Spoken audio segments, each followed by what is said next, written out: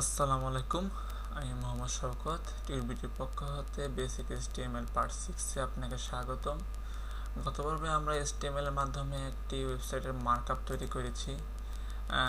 তো আজকে আমরা এই টিউটোরিয়ালের মাধ্যমে কীভাবে CSS এর মাধ্যমে এই ওয়েবসাইটটিকে স্টাইলিং করা যায় সেই নিয়ে আলোচনা করব। তো আমাদের HTML CSS-টির যে এখানে রয়েছে সেটাকে আমরা ব্র্যাকেটসে ওপেন করি। তারপর আমরা এই ব্র্যাকেটসে প্রত্যেকটি ক্লাস ধরে ধরে আমরা স্টাইল করব স্টাইল CSS-এ। কিন্তু আপনারা একটা জিনিস খেয়াল করুন যে প্রত্যেকটি CSS কপি করে নেওয়া খুবই কষ্টসাধ্য। যখন অনেকগুলো CSS থাকবে, আপনার ক্লাস থাকবে যেগুলো আপনাকে CSS-এ কপি করে নিতে হবে। তার জন্য আমরা একটি ওয়েবসাইট আছে, সেটিকে আমরা ইউজ করতে পারি শুধু ক্লাসগুলো কপি করার জন্য। প্রথমে আমরা Ctrl+Alt দিয়ে সম্পূর্ণটাকে সিলেক্ট করে কপি করব। তারপর extract.cs এই যে extractcs.com-এ আমরা গিয়ে HTML-এ গিয়ে আমরা আমাদের কোডটি কপি পেস্ট করে সেখানে আমরা এক্সট্রাক্টে ক্লিক করব। তারপর দেখুন আমাদের এখানে সবগুলো ক্লাস চলে এসেছে। তারপর আমরা এখানে এটাকে সবগুলোকে কপি করে নিয়ে আমরা এটাকে css.style.css আমরা পেস্ট করে দেব। তারপর আমরা এখানে চাচ্ছি যে আমাদের লোগোটা কিন্তু অনেক বড় শো করছে। আমরা চাচ্ছি শুধু এটা এতটুকু শো করুক। তার জন্য আমরা লোগোটাকে আমরা এখানে উইড দিয়ে দেব। এখানে লিখলাম উইড। আমরা লোগোটা চাচ্ছি যেখানে 150 পিক্সেল উইড হোক, আর হাইট হবে অটো।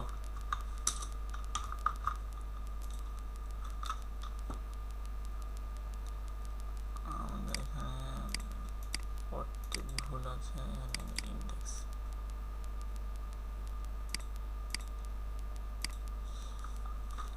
কিন্তু আমাদের ইমেজটি এখনো বড় শো করছে, কারণ হচ্ছে আমাদেরকে এখানে ইমেজটিকে 100% উইড করে দিতে হবে।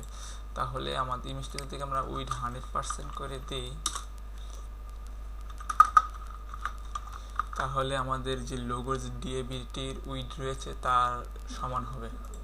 আমরা এখানে রিফ্রেশ দিই, তাহলে দেখুন আমাদের লোগোটি এখানে উইড সমান হয়ে গেছে। তারপর আমরা চাচ্ছি যে এখানে যে আমাদের ব্যানারটি রয়েছে সেটির উইডটি আমাদের এই পর্যন্ত চলে আসুক। তার জন্য আমাদেরকে কি করতে হবে? তার জন্য আমাদেরকে উইডটিকে 100% করে দিতে হবে। উইডটিকে 100% করার জন্য আমাদের ব্যানার ইমেজ উইডটিকে 100%। তাহলে দেখুন আমাদের ব্যানারটি এই পর্যন্ত চলে যায়। আমরা যদি চাই যে আমাদের এই ব্যানারটিকে এই অর্ধেক পেজের মধ্যে শো করুক, যদি আমরা এটাকে 50% করে দিই, তাহলে দেখবেন যে এটি আমাদের পেজের ব্যানারটি অর্ধেকের মধ্যে শো করছে। তো আপনারা আশা করি বুঝতে পারছেন যে এখানে আমরা উইডের ব্যবহার। তারপর আমরা বলেছিলাম যে আমাদের এখানে একটি থাম্বনেল শো করবে, তার ডান পাশে টাইটেল, তারপর এখানে টেক্সট, তারপরে এখানে রিড মোর বাটনটি শো করবে। তার জন্য আমাদের এখানকার আমাদের এই থাম্বনেল ইমেজটাকে আমাদের ছোট করতে হবে। তার জন্য আমরা এখানে কন্টেন্টের ইমেজেসটিকে আমরা উইড দেব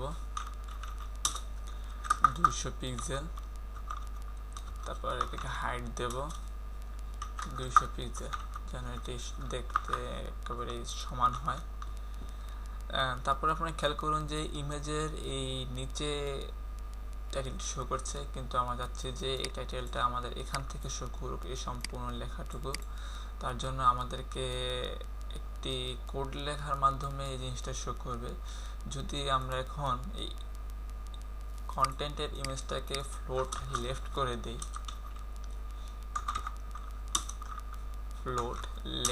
তাহলে আমাদের এই ইমেজের এই পাশ থেকে আমাদের এই কন্টেন্টটুকু শো করবে। যে আমি রিফ্রেশ করি, তাহলে দেখুন যে এখন আমাদের কন্টেন্টটুকু এখান থেকে পুনঃ শো করছে।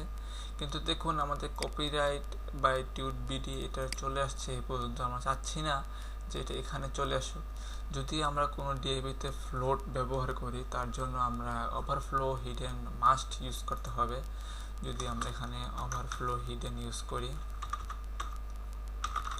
ওভারফ্লো হিডেন, তা রিফ্রেশ করি, এখানে চলে আসে, তাহলে আমরা এটাকে এখানে ইউজ করি, তাহলে দেখুন যে আমরা যেই কন্টেন্টের ভিতরে আমরা ফ্লোট ইউজ করেছি, ফ্লোট লেফট, তার জন্য আমাকে এখানে কন্টেন্টের ভিতরে ওভারফ্লো হিডেন দিতে হবে। যদি চাই যদি আমি ইমেজটাকে এই টেক্সটের ডান পাশে শো করব, তাহলে আমি এটাকে যদি ফ্লোট রাইট করি তাহলে আমার ইমেজটা এখানে চলে যাবে।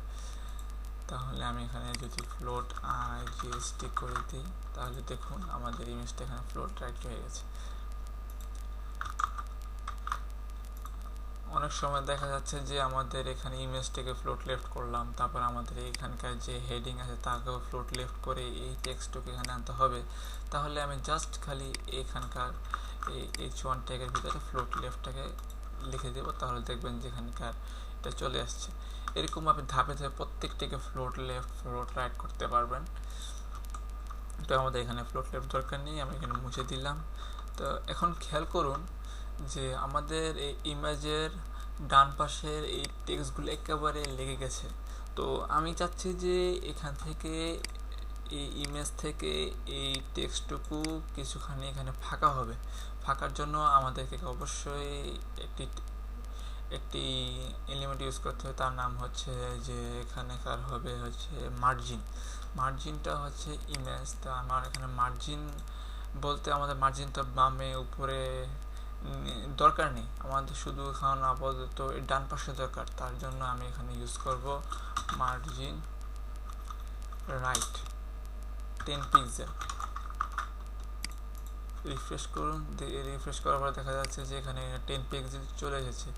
এখন আমি যদি শুধু মার্জিন ইউজ করি, তাহলে আমাদের এখানে মার্জিনটা সম্পূর্ণ চারদিকেই মার্জিনটা কাজ করছে। যখন এখানে চলে এসেছে, তো আমরা এখানে মার্জিন টপ হলে, যদি মার্জিন উপরে দরকার হয় তাহলে মার্জিন টপ, অথবা মার্জিন শুধু লেফটে দরকার হয় তাহলে মার্জিন লেফট, আর যদি মার্জিন নিচে দরকার তাহলে মার্জিন বটম, অথবা যদি মার্জিন রাইট দরকার হয় তাহলে মার্জিন রাইট ইউজ করব।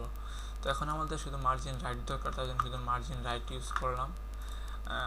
এখন আমার এইখানকার এই যে ইমেজটুকু ওটা দেখতে ভালো লাগছে না, তার জন্য আমি একটা কী করতে পারি, এদিকে চারদিকে একটা বর্ডার আনতে পারি। তো বর্ডার আনতে হলে যদি আমি ইমেজের এখানে লিখি বর্ডার 5 পিক্সেল সলিড,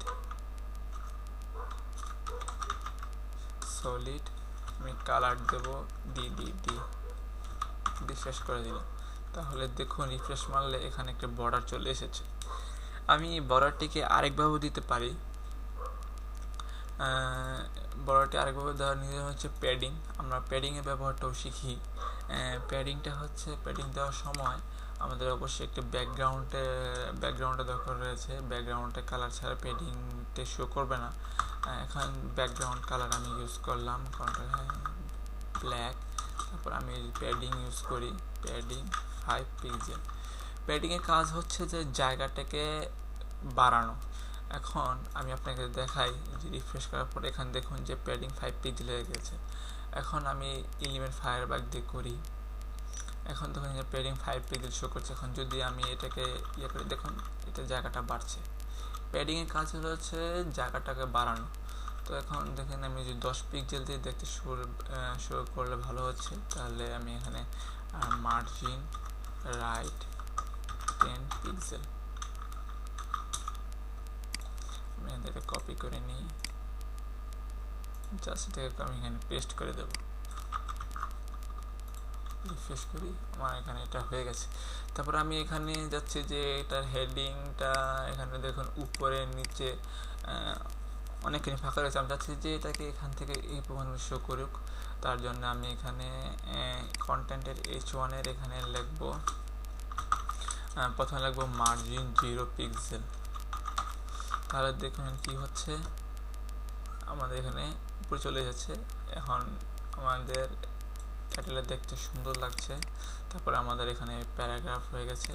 এখন আমি চাচ্ছি যে এই রিড মোর বাটনটা তৈরি করতে। তো রিডমোর বাটনটা তৈরি করার জন্য আমি এখানে রাইট ক্লিক করব, এখানে আমি ফায়ারফক্স ওপেন করব। তাহলে দেখুন আমাদের ক্লাস তো আমরা কপি পেস্ট করে রেখেছি, সেই ক্লাস শো করছে। তো এখানে আমরা ক্লিক করে ট্যাব ক্লিক করব, আমরা এখানে একটা ব্যাকগ্রাউন্ড দেব, ব্যাকগ্রাউন্ড হ্যাশ যেটা 00 যেটা হচ্ছে ব্ল্যাক। তারপর আমি এখানে কালার ইউজ করব হোয়াইট, যেন আমাদের দেখা যায় হোয়াইট কালারের জন্য হচ্ছে 3টি F, তাহলে আমাদের এখানে এটি দেখা যাচ্ছে। তারপর আমরা ইউজ করব প্যাডিং, আমাদের জায়গাটাকে আমার টেক্সটের চারিদিকে জায়গা বাড়ানোর জন্য আমরা এখানে প্যাডিং ইউজ করব। প্যাডিং দেব 10 পিক্সেল। এখন 10 পিক্সেল উপরে ইচ্ছে 10 পিক্সেল বেশি হয়ে যাচ্ছে, তার জন্য আমি এটা এখানে ইউজ করব 5 পিক্সেল বাই 10 পিক্সেল। তাহলে দেখুন এটি দেখতে একটু সৌন্দর্য লাগছে। তারপর আমরা এখানে চাচ্ছি না যে এই টেক্সটের নিচে এখানে আন্ডারলাইনটা শো করব, তাহলে আমরা এখানে লিখব টেক্সট ডেকোরেশন নান। তাহলে দেখুন আন্ডারলাইনটি উঠে গেল। তো এখানে আমি রাইট ক্লিক করে কপিতে স্টাইল ডেকোরেশন ক্লিক করে আমি আমার এখানে রিডমোর এর ভিতরে দিয়ে দিলাম। সেটা কথা 34 নাম্বার লাইন, আমার এখানকার 34 নাম্বার লাইন রিডমোর। আমি দিয়ে কন্ট্রোল এস দিয়ে সেভ করে বাস রিফ্রেশ করলাম। আমার এই HTML এর এখানকার যে প্যারাগ্রাফটা আমার হয়ে গেছে। আমি চাচ্ছি যে এটা কপিরাইটের পিছনে একটা ব্যাকগ্রাউন্ড হোক, টেক্সটটা মাঝখানে হোক। তার জন্য আমি আমার এখানকার ফুটারের ব্যাকগ্রাউন্ড দেব। আমি এখানকার এই কালারটা ইউজ করতে পারি। কন্ট্রোল+C দিয়ে কপি করলাম। তারপর আমি এখানে একটি হ্যাশ চাপে তারপর আমি কন্ট্রোল+V দিলাম। তারপর আমি সেমিকোলন শেষ করে দিলাম। আমি চাচ্ছি যে ফুটারের যে টেক্সটগুলো এটার কালার হবে হোয়াইট, হ্যাশ FFF, আর টেক্সটগুলো হবে সম্পূর্ণ সেন্টারে। তাহলে কি করতে হবে আমাকে টেক্সট অ্যালাইন সেন্টার।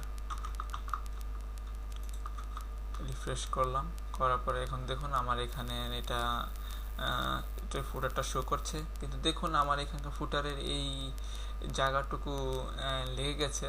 তো আমি আপনাদেরকে আগে বলেছিলাম জায়গা বাড়ানো কি করতে হবে। হ্যাঁ, ঠিক বলেছেন, এটা আমাদেরকে এখানে প্যাডিংয়ের কাজ করতে হবে। তাহলে আমরা এখানে লিখব প্যারাগ্রাফের প্যাডিং, অথবা আমরা ফুটারে দিতে পারি প্যাডিং 5, প্যাডিং দিতে পারি 10 পিক্সেল, এটা হচ্ছে উপরে নিচে, আর এটা হচ্ছে 0 পিক্সেল হচ্ছে ডানে বামে।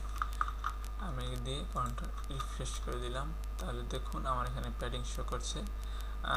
আমার এখানে দেখুন যে এই ডিএভির প্যাডিংটা আমার এই ইমেজের সাথে মিশে গেছে। তার জন্য আমরা কি করতে পারি, এই ডিএভিটাকে আমরা মার্জিন টপ দিয়ে নিচে নামিয়ে দিতে পারি। তার জন্য আমরা এখানে এই ফুটার এরিয়াটাকে মার্জিন টপ ইউজ করতে পারি 10 পিক্সেল। তাহলে আমরা এই ডিএভি থেকে আমার এই ডিএভিটা নিচে চলে এসেছে। এখন আমাদের দেখতেও মোটামুটি আমরা এখন বুঝে গেছি যে কিভাবে এভাবে আমরা ওয়েবসাইট তৈরি করতে পারি HTML CSS দিয়ে। তো নেক্সট টিউটোরিয়ালে দেখব কিভাবে আমরা একটি মেনু এখানে অ্যাড করতে পারি। আশা করি আপনারা টিউটোরিয়াল সবগুলো বুঝতে পারছেন। আর যদি না বুঝে থাকেন তাহলে আমাদেরকে ওয়েবসাইটে tutbd.com ওয়েবসাইটে প্রশ্ন করুন। আশা করি 24 ঘন্টার মধ্যে আপনাদেরকে উত্তর দিতে আমি পারবো। তো আজকে এই পর্যন্তই, এখানে শেষ করেছি। ধন্যবাদ।